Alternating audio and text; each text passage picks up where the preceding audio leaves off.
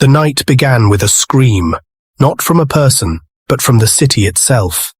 In Tel Aviv, air raid sirens wailed. People ran, abandoning dinners and evening walks, scrambling for shelter as the sky erupted in fire.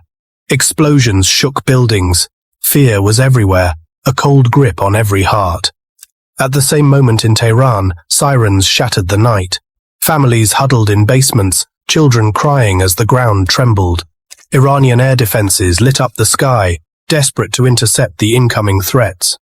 In both cities, shock and disbelief reigned. How did it come to this?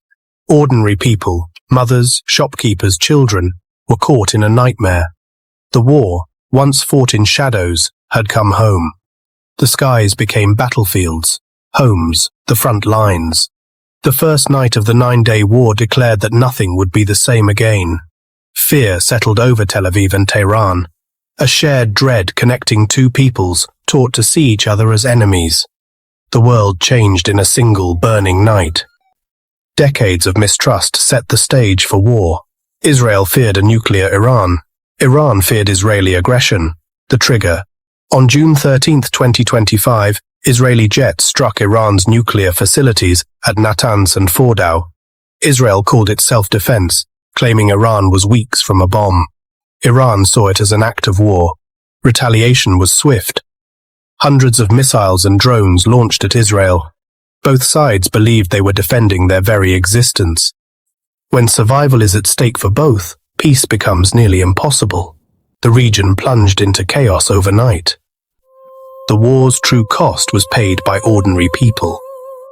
In Ashkelon, David stood by the wreckage of his home. My daughter asks, "Why are they trying to hurt us? We just want to live."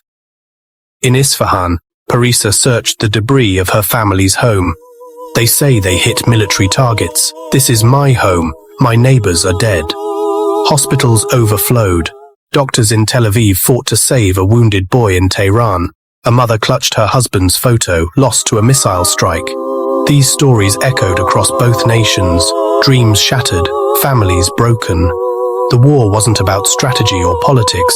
It was about empty chairs at dinner, children's nightmares, and the constant fear of the next siren. The voices from the rubble, David, Parisa, spoke a universal language of grief. In every war, the first casualty is innocence. The suffering was mirrored on both sides, a reminder of shared humanity. The world saw numbers, the people lived the pain. The true face of war is always found in the ruins of ordinary lives. The cost was beyond calculation, and it was everywhere. The conflict sent shockwaves worldwide. The US backed Israel but urged restraint, fearing a wider war. American fleets faced off with Iran in the Gulf. The world held its breath. Russia and China condemned Israel, calling for a ceasefire at the UN, deadlocked by vetoes. Oil prices soared as Iran attacked tankers in the Strait of Hormuz. Global markets panicked. Leaders pleaded for de-escalation. "This madness must stop," said the French president. The greatest fear: nuclear escalation, radioactive fallout, and a world on the edge. The 9-day war showed how a regional conflict could threaten billions. The world was not just a spectator, it was a hostage. Missiles weren't the only weapons. Information was weaponized too. Israeli media showed Iron Dome intercepts, framing the nation as resilient and under siege. Iranian media broadcast images of civilian casualties, rallying defiance against a foreign enemy. Social media became a battlefield of bots, fake news, and viral hatred. Each side accused the other of war crimes, fighting for global sympathy. The fog of propaganda deepened mistrust, drowning out calls for empathy. In this war of words, truth itself became a casualty. The battle for the story was as fierce as the battle on the ground. As a fragile ceasefire took hold, the smoke cleared to reveal only loss. In Tel Aviv, a mother mourned her son, a soldier.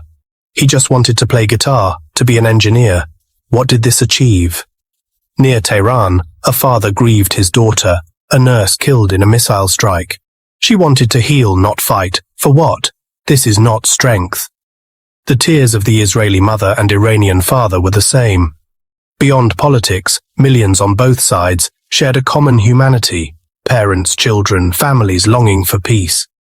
The war forced them into the role of enemies, but in grief they were united. The world asks, what was learned? The price of war is written in blood and broken dreams.